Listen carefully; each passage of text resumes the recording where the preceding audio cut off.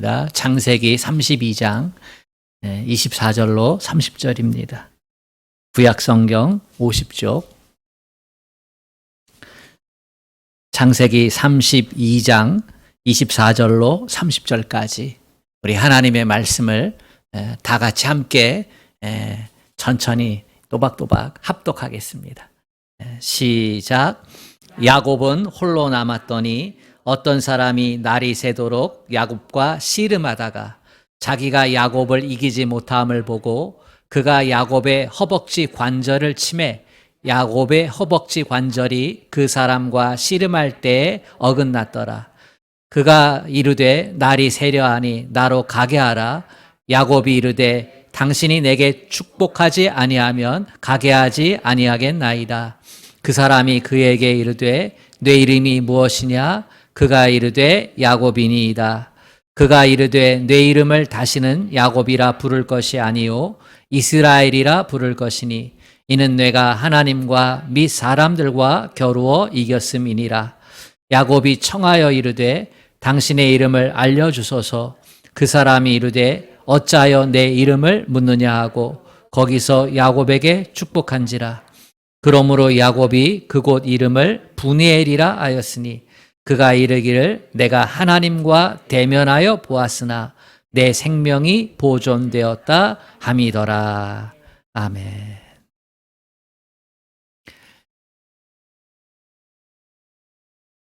하나님은 예배자를 찾으시고 예배자를 귀하게 여기시고 축복해 주십니다. 이 시간 함께하는 모든 예배자들에게 하나님의 크신 위로와 능력이 부어지기를 주님의 이름으로 축복합니다. 주님만 사랑하면 아멘 합시다. 아멘. 도쿄 올림픽이 지난 한 주 동안 진행이 되었습니다. 우리나라 선수들이 이 폭염 가운데 수고하고 애쓰는데요. 유독 제 눈에 들어온 선수가 있습니다. 금메달 딴 사람이 아닙니다. 은메달 딴 선수도 아닙니다. 동메달도 그의 차지는 되지 않았습니다. 그런데 놀라운 기록을 가지고 있는 사람이 있어요. 수영의 황선우 선수입니다. 18살이고요. 첫 올림픽 축전인데요. 그는 200m 자유형, 100m 자유형, 50m 자유형 선수로 출전을 했습니다. 100m 자유형 결선에 올랐고요. 이 기록은 무려 69년 만의 기록이라고 해요. 4위로 결선에 올랐는데 아시아 선수가 100m 자유형에서 이건 어마어마한 기록이에요. 이 단거리 자유형은요, 아시아 선수들은요, 체격적으로 좋은 기록을 내기가 힘들어요. 그 중에 박태원 선수가 애쓰고 힘썼지만 그러나 이 황선우 선수의 기록은요, 무려 69년 만의 기록이에요. 그런데 그 선수가 더 멋진 것은요, 그 선수가 이런 말을 했습니다. 이번 도쿄 올림픽이 수영 인생의 터닝 포인트가 되었다. 이렇게요.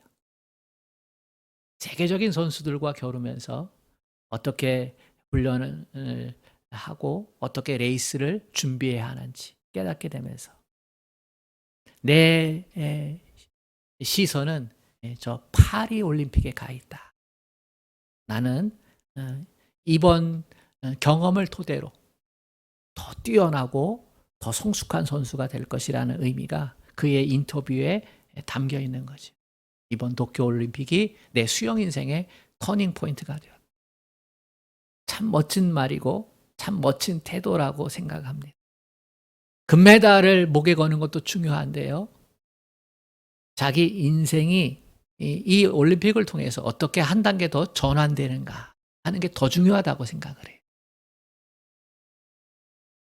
누구에게나 인생의 전환점이 있습니다. 이 터닝 포인트란 말은 우리 어르신들은 익숙하진 않지만 우리나라 말로는 전환점. 지금까지 살아왔던 모습을 바꾸는 시점을 전환점이라고 하거든요. 이 전환점은 누구에게나 있어요. 저는 하나님께서 우리 인생에게 전환점을 주신다고 생각을 해요. 하나님은 인생의 터닝포인트, 전환점을 주시는 분이시다.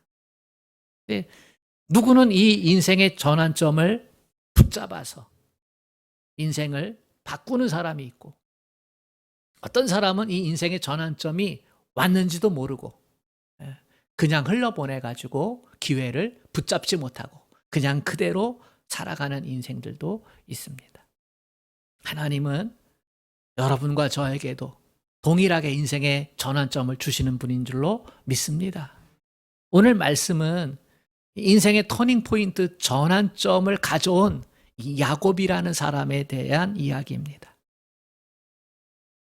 저는 우리가 사람 안에 있다고 하면 누구에게나 인생의 전환점은 있다고 생각합니다. 젊은이들에게만 인생의 전환점이 있는 건 아니에요. 어린아이에게도 있을 수 있고, 여기 앉아있는 어르신들에게도 내 인생 별로 안 남았는데 내가 가진 게 뭐가 있다고. 시간도 별로 없고 재물도 없고 건강도 없는데. 그러나 여러분, 누구에게나 사람만 있다면 저는 인생의 전환점이 있다고 믿습니다. 그런 의미에서 오늘 말씀의 은혜를 함께 나누기를 원합니다. 야곱에게는 인생의 전환점이 크게 3번 있었다고 생각합니다. 첫 번째는 파축 사건, 두 번째는 베델 사건, 세 번째는 야복강 사건. 하나님은 아브라함을 믿음의 조상으로 세우시고, 이삭을 믿음의 조상으로 세우시고, 야곱을 믿음의 조상으로 세우시는데요. 이 야곱이 태중에 있을 때 하나님께서 그 부모에게 이렇게 말했어요. 뱃속에 2 아이가 있는데 작은 자가 큰 자가 될 것이고 큰 자가 작은 자를 섬기게 될 것이다. 하나님은 이 계획을 가지고 계셨어요. 근데 이 계획과 관계없이 뱃속에서 야곱은요, 형과 경쟁하는 거예요. 형이 나오려고 할 때 경쟁을 합니다. 내가 먼저 나갈게. 형이 나가는 걸 허락할 수가 없어요. 그래서 발 뒤꿈치를 잡아요. 야곱이라는 이름이요, 불다라는 이름은 형 에서가 가져갔고, 야곱은요, 잡았다, 잡는 자, 속이는 자, 그런 이름이 야곱이에요. 야곱이요, 장성했을 때 파축 사건을 일으키죠. 형 에서의 장자권을 빼앗기 위해서. 근데 이 사건이 야곱 인생의 터닝 포인트가 됩니다. 근데 제대로 된 터닝 포인트가 아니에요. 자기 힘으로, 자기 능력으로, 자기 계획으로, 그것도 속이면서 비열하게. 하나님께서 이 터닝 포인트, 실패한 자기 계획을 통해서 이거를 내 마음대로, 내 계획대로, 내 욕심대로 이렇게 살아서는 안 되는구나라고 하는 걸 깨닫는 터닝 포인트가 돼야 되는데, 그런데 그는 이 기회를, 이 아픔을 제대로 사용하지를 못해요. 그 다음이 인생에선 형한테 어떻게 됩니까? 원수처럼 여겨지게 되고 생명의 위협을 느끼고, 그래 가족을 떠나게 되고, 그렇게 해서 삼촌, 외삼촌 있는 바단 아람으로 도망가게 되는데, 숫곳이라는 곳, 나중에는 그곳을 야곱이 베델이라 칭하는데요. 거기서 외로움과 고독 가운데서 하나님을 만나죠. 하나님을 만났지만, 그러나 그 만남이 야곱의 전 인생을 뒤바꿔 놓을 수 있는 그러한 결단은 되지 못해요. 불완전한 터닝 포인트. 그리고 세 번째, 이 야복강 사건. 여기서 야곱은요, 진정한 인생의 터닝 포인트를 가져와요.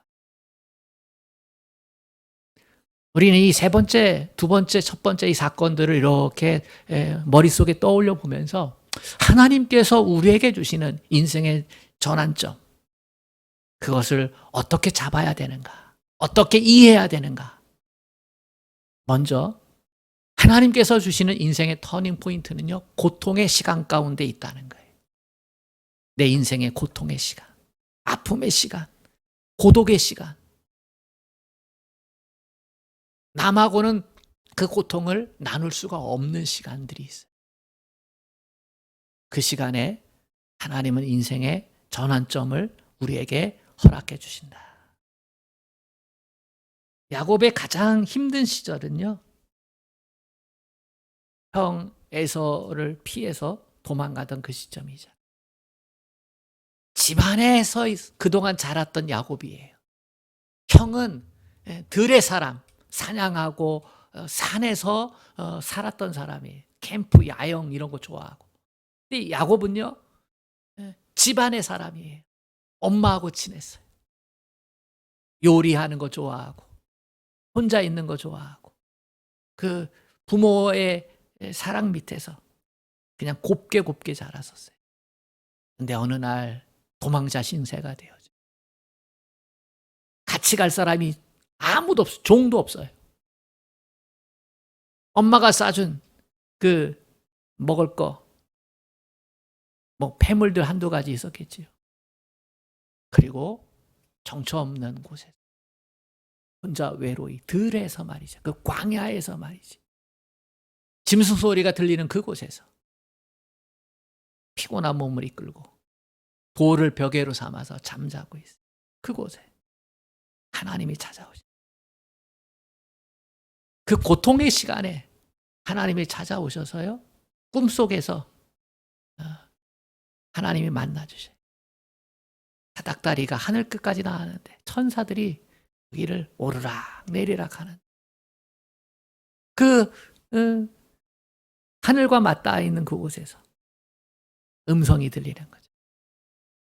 야곱은요, 하나님께서 나를 만나주시는구나 라는 걸 알아요. 내가 너와 함께 가겠다. 어디로 가든지 너와 함께 하겠다.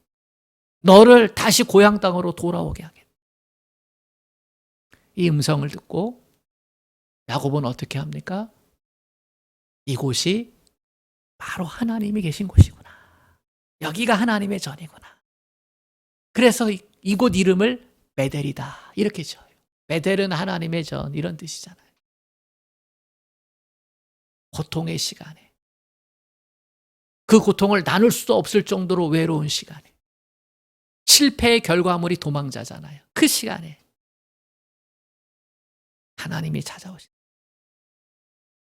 사랑하는 여러분, 하나님은 고통의 시간에 찾아오세요.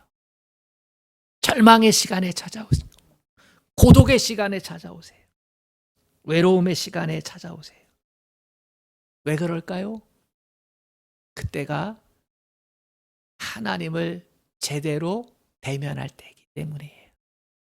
그전에는요, 우리가 입고 있는 게 많아요. 체면의 옷도 입고 있고요. 내가 가지고 있는 소유의 옷도 입고 있고요. 지식의 옷도 입고 있고요. 세상의 자랑의 옷도 입고 있고요. 내 눈에는 세상의 것만 보여. 내 계획만 보이고, 내 자존심만 보이고, 내 지식만 보이고. 근데 그 고통의 시간에는요, 그것들로 인해서 내 인생이 어떻게 됐어요? 실패했거든. 내가 가지고 입고 있었던 것들로 인해서 내 인생이 초라해지고 보잘것없게 됐거든. 자랑스러웠던 것들이 어느 날 먼지보다 못한 것들이 되었거든. 그러니까 그동안 보지 못했던 것들을 볼 수 있는 시간이에요.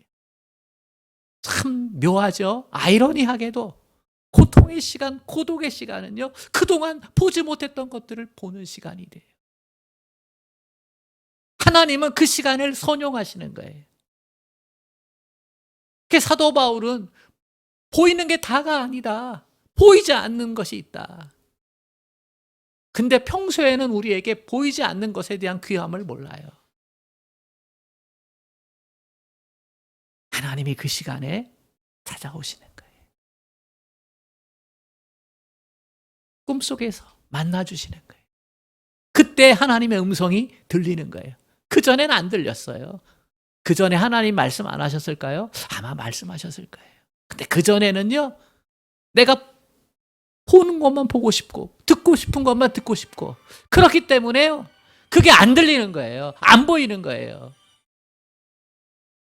사랑하는 여러분,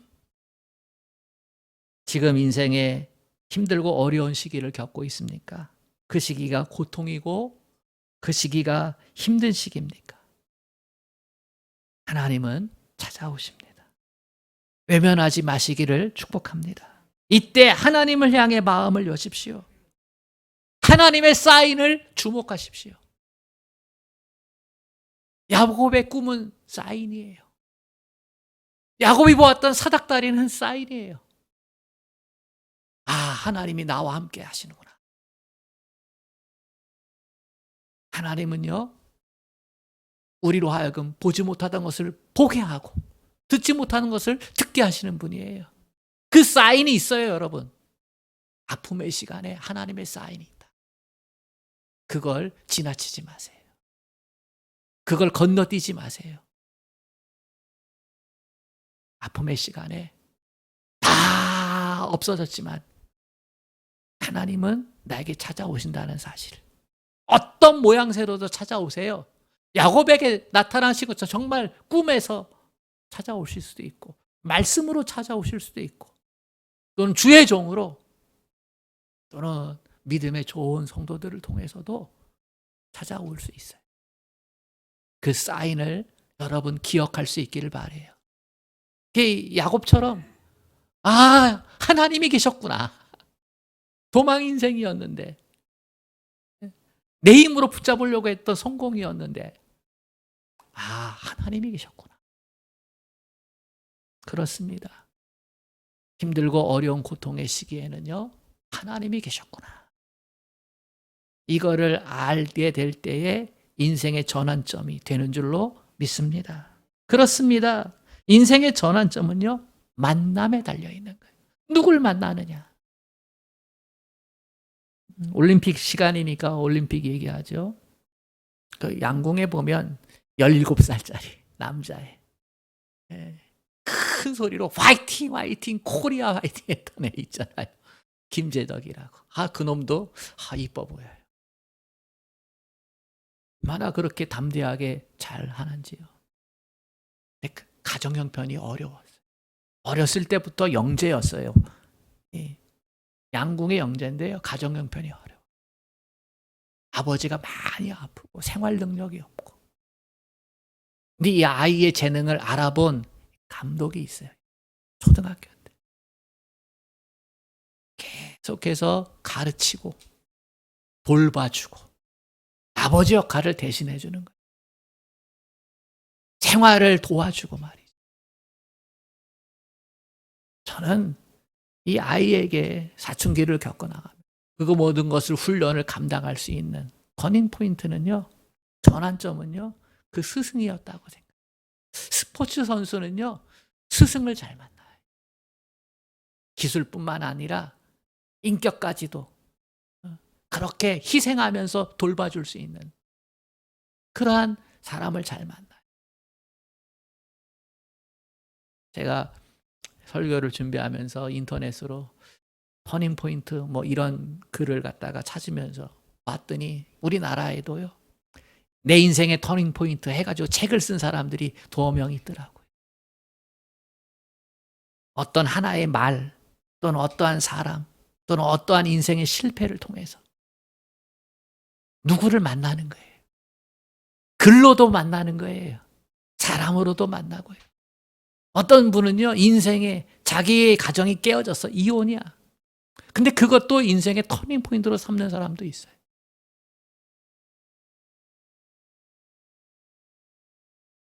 사람 잘 만나는 게 중요합니다. 그래서 전환점을 가져오게 돼요. 그런데요, 오늘 제가 하고자 하는 이야기는요, 인생의 전환점을 맞으면서 사람을 잘 만나야 하지만, 그러나 무엇보다 잘 만나야 하는 것은 하나님이에요. 사람만 잘못 나도 뛰어난 스포츠 스타가 될 수 있고, 뛰어난 사업가가 되기도 하고 노숙자에서 사업가, CEO로 하면서 그러한 터닝 포인트를 가져온 사람 이야기도 있어요. 그렇게 해서 사업가로 성공하기도 하고 스포츠 스타로 성공하기도 하고 사회에 다른 유익을 주는 사람으로 성공하기도 하는데요. 그런데 저는요, 정말로 우리 인생의 전환점을 만들기 위해서 만나야 할 분은 하나님이라고 생각해요. 야곱은요, 자수성가한 모습으로 고향으로 지금 돌아가고 있어요. 삼촌 라반의 집에서요, 20여 년 동안 정말 여러 가지 역경 가운데서요, 한미천 잡잖아요. 어떠한 모습으로 해도 한미천 잡았다. 성공한 인생처럼 그렇게 금이환양 그 모습으로 돌아가는 거예요. 그런데 이 행렬 속에 이 야곱의 그 기분을 확 낙심하게 만드는 소식이 하나 들려요. 그건 형 에서가 사병 400명을 이끌고 자기를 마주대하여 온다는 소식이에요.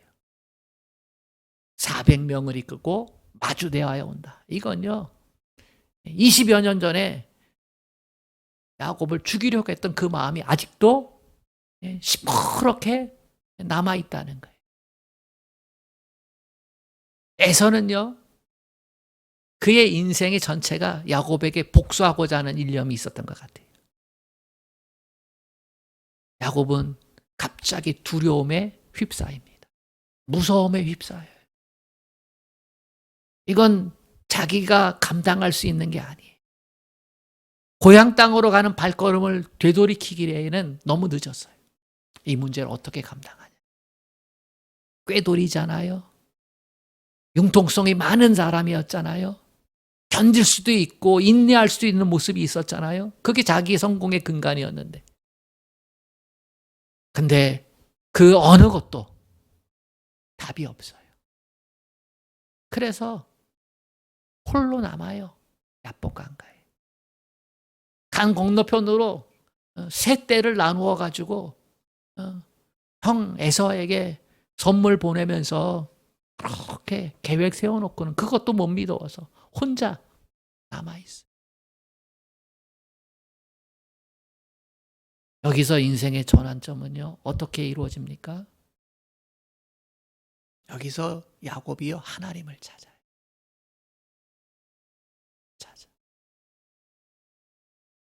베델에서 만났던 그 하나님이 생각나는 거예요. 절체절명의 시기에 하나님이 생각나는 거예요. 사랑하는 여러분, 절체절명의 시기에 하나님을 만나면 그러면 우리의 인생은 전환점을 맞이하게 되는 줄로 믿습니다. 움켜쥐었던 인생에서요. 그걸 하나님이 축복이라고 여기시지 않는 거예요. 자기는 축복이었어요. 근데 하나님은 NO! 그래서 하나님은 에서를 준비시킨 것이다. 저는 생각해요. 홀로 남아서 하나님의 사람과 씨름을 합니다. 하나님의 사자와 씨름을 해요. 거기서 그 싸움에서, 그 씨름에서 야곱은 승리를 하게 되고 이름이 바뀌죠. 이스라엘이라고. 너는 앞으로 이스라엘이야. 하나님과 씨름하여 이긴 자, 이런 뜻이에요. 그런데요, 저는 이 이름에 하나님과 씨름하여 이겼다. 이게 좀 어떻게 보면 신성모독 아니겠어요? 그런데 저는 여기에 하나님과 씨름하여 이긴 자라고 하는 이 말보다 하나님을 대면하여 하나님을 자기 인생의 주인으로 삼은 자라고 이렇게 해석하고 싶어요. 하나님의 사람을 붙잡고 씨름할 때요, 하나님의 사람이 야곱의 허벅지 관절을 쳐요. 환도뼈 쳐요. 그러면서 어긋나 버리지. 그만큼 야곱은요, 죽기 살기로 씨름을 한 거예요. 그 말은 하나님을 죽기 살기로 붙잡았다는 거예요. 왜? 인생에 답이 없으니까. 자기 지금까지 성공하게 했던, 세상적인 성공을 가져오게 했던 모든 생각, 계획, 자기의 지식, 자기의 의지, 감정, 아무것도 소용이 없게 된다는 것을 깨닫게 되었을 때 야곱은요, 하나님만 붙잡아요. 죽으면 죽으리라 라는 마음으로 하나님을 붙잡는 거예요. 하나님 외에는 방법이 없다. 그래가지고 하나님이 시험을 한 거예요. 허벅지 관절을 친 거죠. 그래도 붙잡나 보자. 네요. 야곱은 끝까지 붙잡아. 그러면서 이름을 바꾸어 주시죠. 허벅지 관절이 어긋났다라고 하는 것은요, 다리를 절게 됐다는 거예요. 오늘 말씀의 끝에 보면 다리를 절었더라. 그것으로 인해서 이 야곱의 후손들은 허벅지 관절 쪽은 먹지 않았다. 짐승을 잡았을 때 먹지 않았다는 거예요. 이 말은요, 이것이 다윗에게, 이 야곱에게는요, 흔적이 되었다는 흔적. 어떤 흔적일까? 내 힘으로 살지 말라.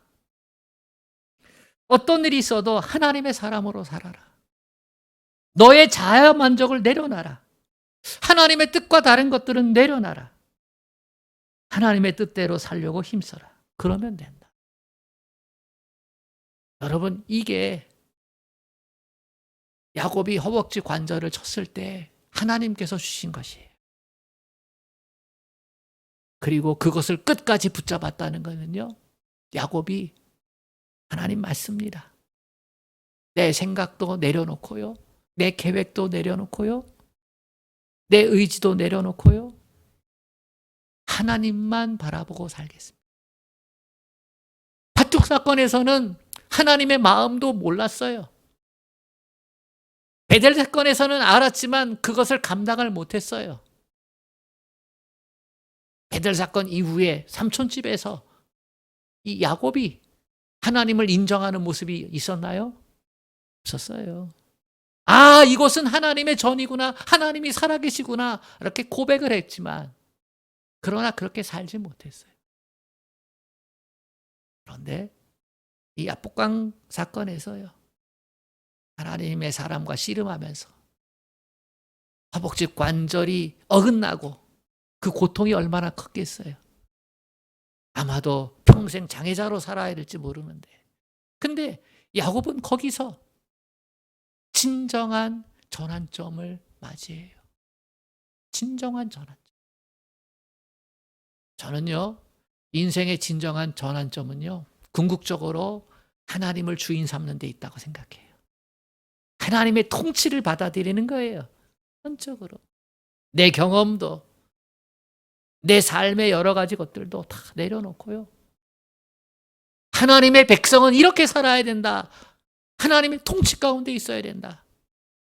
시간도, 재산도, 명예도 하나님의 통치 가운데. 그거를 인정하는 모습으로 변화해졌다는 거예요. 터닝되었다는 거예요. 그래서 야곱이 하나님의 사람과 헤어지면서 분이엘이라고 이름하잖아요. 그 사건을, 이 야복강가를 분이엘. 그것은요, 분이엘이라는 건요, 하나님의 얼굴을 대면했다는 거예요. 내가 하나님의 얼굴을 대면했다. 이렇게 얼굴과 얼굴을 대면했다, 그런 의미인데요. 하나님의 얼굴을 대면했다. 하나님은 보이지 않으시는 분인데 어떻게 하나님의 얼굴을 대면할 수 있겠어요? 그런데요, 야곱은요, 대면했다는 거예요. 어떻게? 하나님의 마음을 알았다는 거예요. 하나님의 마음, 하나님의 뜻, 하나님의 사랑, 하나님의 섭리, 이런 것들을 온몸으로 인격적으로 마주대했다는 거예요. 보이지 않는 하나님을. 자기는 보았다는 거예요. 하나님의 마음, 하나님의 생각, 하나님의 사랑을 경험했다는 의미예요. 하나님을 대면해. 여러분, 우리도 분해의 하나님을 만나야지.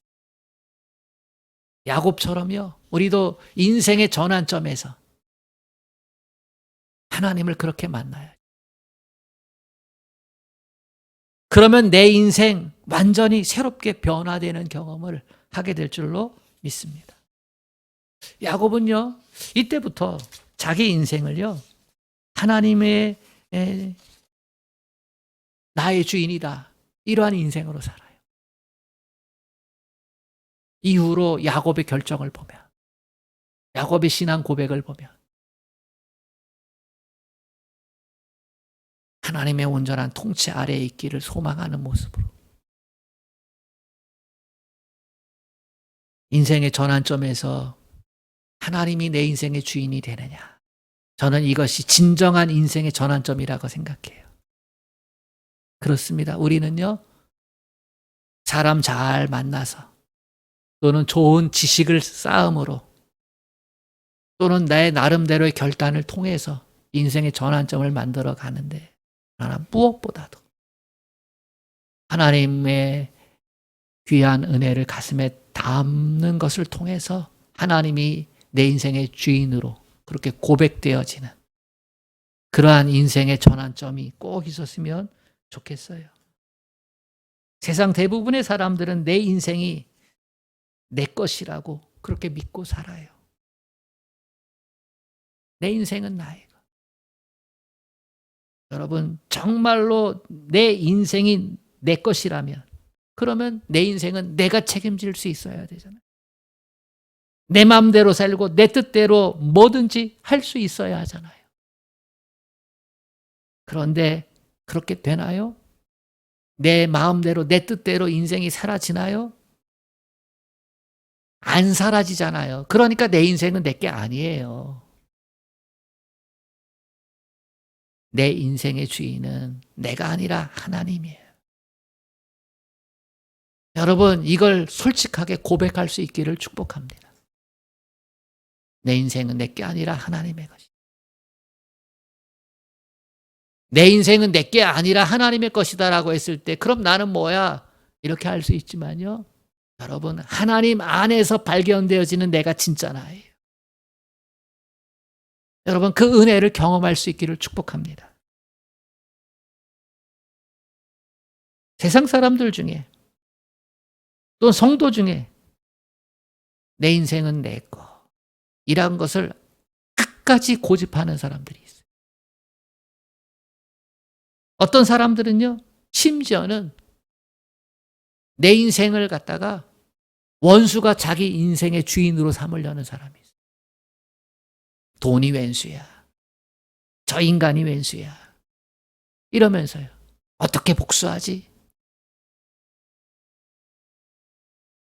거기에 사로잡혀가지고, 그러니까 원수에 사로잡히는 거예요. 나를 힘들게 하고 나를 고통스럽게 했던 사람, 나를 힘들게 했던 이 돈, 이 왼수, 그렇게 삼아가지고요, 그 원수가 내 인생이 되는 거죠. 그렇게 발버둥 치다 보면 그 인생 다 허비하게 되는 거예요. 사랑하는 여러분, 물질이 내 인생의 주인 노릇하게 하지 마세요. 사람이 내 인생의 주인 노릇하게 하지 마세요. 내 병든 자아가 내 인생의 주인 노릇하게 하지 마세요. 하나님이 내 인생의 주인 노릇 하셔야 합니다. 아니, 주인 노릇이 아니라 주인이 되셔야 합니다. 하나님이 나를 지배해야 됩니다. 하나님은요, 나보다도 내 인생의 행복을 원하시는 분이에요. 나보다도 내 인생이 복되기를 원하시는 분이에요. 그러니까 하나님이 아브라함을 택했을 때 너는 복이 되어라, 이렇게 하시잖아요. 그만큼 우리 하나님이 멋진 분이에요. 그러니까 우리는요, 하나님 내 인생의 주인 되어 주십시오. 도시락 싸갖고 다니면서라도 하나님께 그렇게 매달려야 돼요. 근데 하나님이요, 내 인생 하나님의 것입니다. 나를 다스려 주시고 통치하여 주십시오. 라고 맡기면요, 하나님이 그때부터 사용하시고, 그때부터 값지게 하시고, 가치 있게 하시고, 참된 인생의 즐거움 가운데로 우리를 이끌어 가셔요.